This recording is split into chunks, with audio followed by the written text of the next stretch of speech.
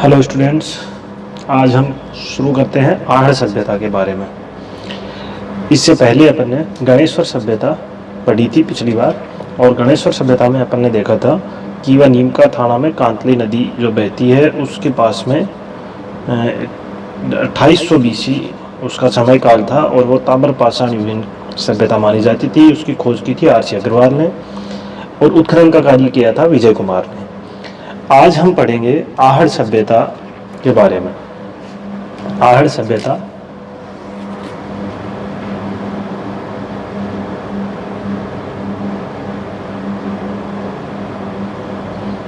आहड़ सभ्यता,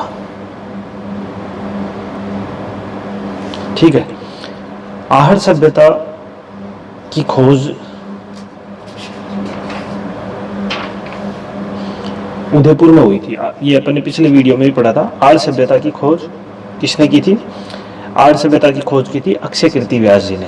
अक्षय कीर्ति व्यास ने इनकी खोज की थी, और इसकी कहाँ पे ये पाई गई थी? उदयपुर में। उदयपुर में कौन सी नदी? आर्य नदी या बेड़स नदी के किनारे। और इसके उत्खनन का कार्य किसने किया था? RC अग्रवाल ने। पुनः उत्खनन का कार्य किसने किया था? SD सांकलिया ने। और इसका समय कह रहा था 1900 BC से 1200 BC। अब हम आज आगे पढ़ेंगे आहड़ सभ्यता के बारे में। आहड़ सभ्यता जो है उसको महासतियों का टीला भी कहा जाता है। आहड़ सभ्यता क्या कहा जाता है? महासत्य या महासतियों का टीला, ठीक है। आर्य सभ्यता का उपनाम क्या था? आर्य सभ्यता का उपनाम था ताम्र नगरी। ताम्रवती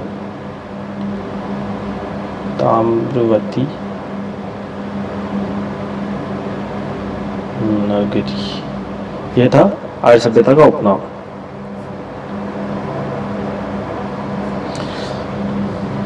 ताम्रवती नगरी। और इसका पुराना नाम क्या था? आर्य सभ्यता का पुराना नाम क्या था? पुराना नाम था इसका अघाटपुर दुर्ग।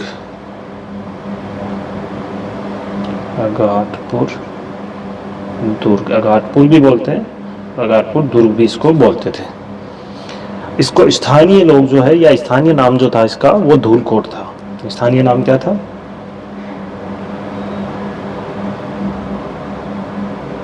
क्या था स्थानीय नाम? धूलकोट, ये इसका स्थानीय नाम था। और आर्य सभ्यता को बनास संस्कृति वाली सभ्यता कहा जाता है। आर्य सभ्यता को क्या कहा जाता है? बनास संस्कृति की सभ्यता। ये सारी जो सभ्यताएं थी ये बनास संस्कृति की सभ्यताएं कहलाती हैं। आर्य सभ्यता और इसके केंद्र को बनास संस्कृति वाली सभ्यता इसलिए कहा जाता है क्योंकि इसके ज़्यादातर केंद्र जो थे वो ज़्यादातर क्या, इसके सारे केंद्र बनास नदी या उसकी सहायक नदियों के आसपास बसे हुए थे, इसलिए इसे बनास संस्कृति वाली सभ्यता कहा जाता है। बनास संस्कृति वाली सभ्यता क्यों कहा जाता है? इसके ज़्यादातर केंद्र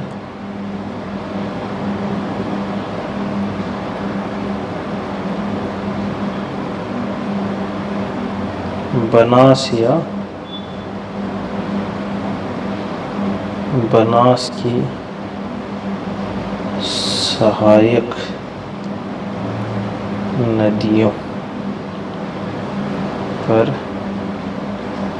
बसे हुए थे, ठीक है।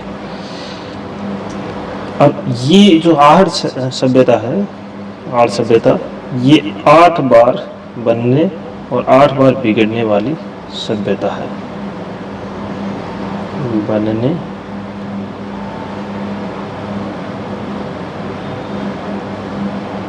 बिगड़ने, 8 बार ये बनी थी और 8 बार ये नष्ट हो चुकी थी, 8 बार उजड़ चुकी थी आहड़ सभ्यता।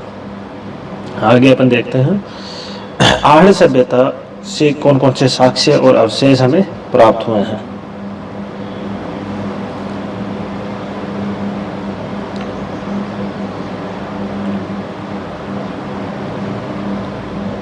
साक्ष्य और अवशेष।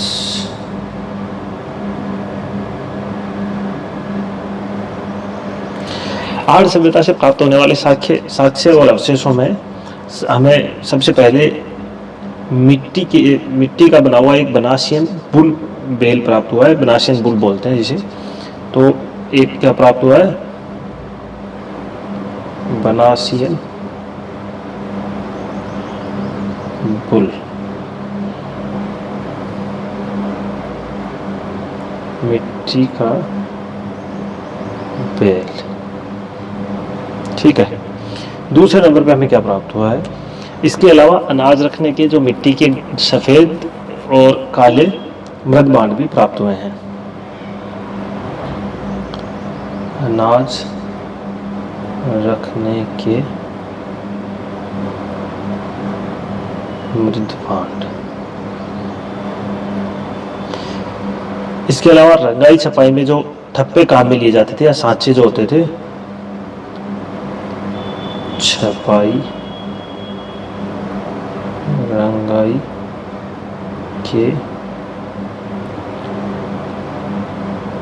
ठप्पे या फिर अपन इनको बोल सकते हैं सांचे,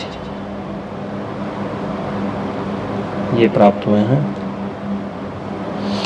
इसके अलावा यहाँ से जल निकालने के लिए एक जो कुएं से अपन पानी निकालते हैं, जो चक्कर जो होता है, उस प्रकार का एक चक्कर प्राप्त हुआ है। और 2 मुँह वाले चूल्हे भी यहाँ पे मिले हैं। 2 मुँह वाले चूल्हे हमें यहाँ से प्राप्त हुए हैं। इसके साथ ही मापतोल करने के लिए जो उपकरण औजार प्राप्त होते हैं, तोलने के लिए जो तराजू होता है या जो बाट होते हैं, वो भी हमें यहाँ पे प्राप्त हुए हैं। तो इसमें क्या प्राप्त हुए हैं? मापतोल के उपकरण, मापतोल के उपकरण प्राप्त हुए हैं। तांबे की मुद्रा, तांबे की मुद्रा। 7वां है मोहरे,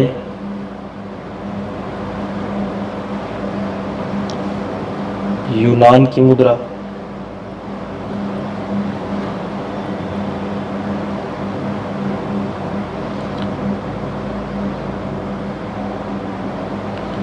और यूनान का जो देवता थे अपोलो, उनका और लक्ष्मी का अंकन किया हुआ मुद्रा।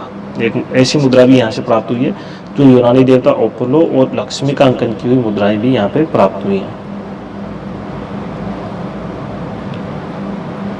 अपोलो ये यूनानी देवता है, इसकी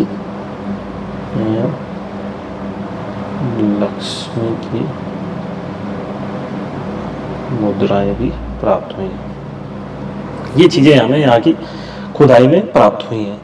और यहाँ की विशेषता थी, ग्रामीण सभ्यता और संयुक्त परिवार होते थे, जो पितृसत्तात्मक वाली सभ्यता एक प्रकार से इसे कहा जा सकता है। तो यहाँ की सभ्यता की विशेषताएं क्या थी? विशेषताएं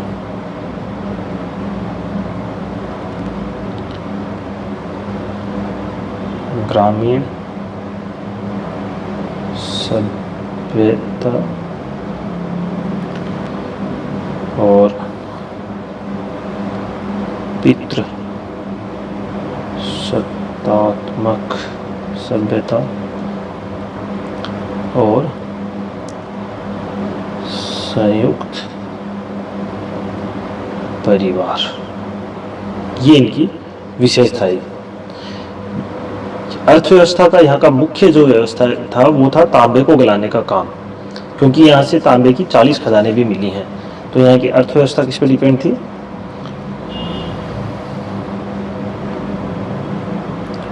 अर्थव्यवस्था क्योंकि अर्थव्यवस्था हमें मिली है, इसमें हमें मिले हैं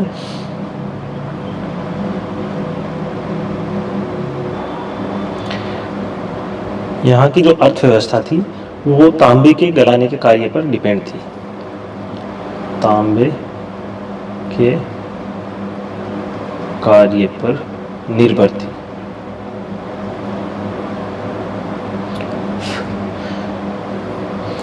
और यहाँ पे तांबे की 40 खदानें हमें प्राप्त हुई हैं। तांबे की कितनी खदानें मिली हैं? 40 खदानें हमें यहाँ मिली हैं। ये था आर्य सभ्यता की विशेषताएं। आर्य सभ्यता की विशेषताओं क्या था? आर्य सभ्यता को महासत्य या महासत्यों का टीला भी कहा जाता है। इसका उपनाम क्या था? ताम्रनगरी। क्या था? उपनाम है ताम्रनगरी। और पुराना नाम क्या था? पुराना नाम था अगाटपुर दुर्ग या अगाटपुर भी कह सकते हैं, और अगाटपुर दुर्ग भी इसे कहा जा सकता है। और स्थानीय लोग इसे क्या कहते थे? धूलकोट या मुर्दों का टीला। धूलकोट या मुर्दों का टीला, ठीक है। यह संस्कृति 8 बार बनने और उजड़ने वाली संस्कृति थी। तो 8 बार बनने और उजड़ने वाली संस्कृति कौन सी थी? आर्य संस्कृति, आर्य सभ्यता। और इसे बनास संस्कृति कहा जाता है। क्यों? क्योंकि इसके खुद के जो केंद्र हैं, या ये खुद सभ्यता जो थी वो बनास नदी या इसकी बनास की सहायक नदियों पर बसे हुए थे। इसके लगभग जितने भी केंद्र थे, या ये खुद नदी जो थी वो बनास या इसके सहायक नदियों पर बसी हुई थी। अब हम देखते हैं यहाँ पे साक्ष्य। साक्ष्य में क्या था? साक्ष्य और अवशेषों में इसके एक तो बनासियन बुल इसे बोला जाता है। जो मिट्टी का एक बेड यहाँ प्राप्त हुआ है उसे बनासियन बुल कहा जाता है। अनाज रखने के लिए यहाँ पे मृद बांध प्राप्त हुए हैं। छपाई रंगाई के ठप्पे और सांचे यहाँ से मिले हैं। 2 मुँह वाले चूल्हे यहाँ से प्राप्त हुए हैं। मापतोल के लिए जो उपकरण उपयोग किए जाते हैं वो यहाँ से प्राप्त हुए हैं। तांबे की मुद्रा प्राप्त हुई है, मोहरें प्राप्त हुई हैं। यूनान की मुद्रा भी यहाँ से प्राप्त हुई है। यहाँ की जो मुद्राएं थी उनमें ओपोलो के देवता, जो यूनान के देवता थे ओपोलो, उसकी फोटो बनी हुई है। और अन्य मुद्राओं में लक्ष्मी जी की फोटो भी बनी हुई है, या लक्ष्मी जी का अंकन भी किया हुआ है।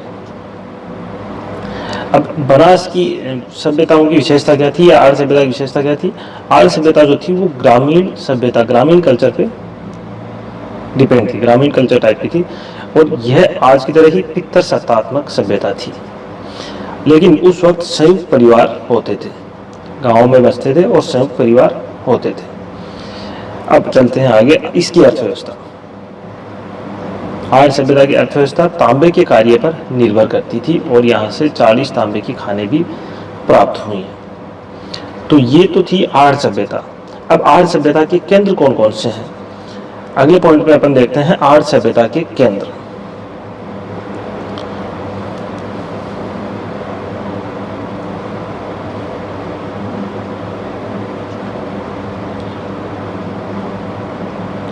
आर्य सभ्यता के केंद्र। आर्य सभ्यता के केंद्र में हम अलग अलग जितने भी इसके केंद्र रहे हुए हैं पहले, वो सारे हम इसमें पढ़ेंगे। जिसमें गिलुन सभ्यता, बालाथल सभ्यता, ओजियान स्थल, बालाथल के बाद ओजियान स्थल, कालीबंगा सभ्यता। तो आर्य सभ्यता के केंद्रों में अपन, आर्य सभ्यता के केंद्र हैं उसमें अपन पढ़ेंगे अगले चैप्टर में गिलुन सभ्यता। दूसरा हम पढ़ेंगे बालाथल सभ्यता, बालाथल सभ्यता। और तीसरा इसका भाग जो है वो है ओजियाना, वो पढ़ेंगे ओजियाना। ओजियाना जो स्थल है उसके बारे में पढ़ेंगे। चौथा पर पढ़ेंगे लछुरा और धौलीमगरा।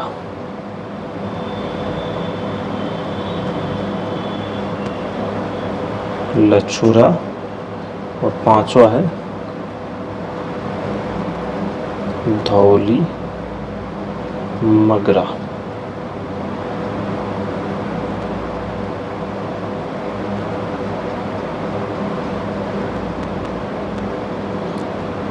ये पढ़ेंगे नेक्स्ट वीडियो में।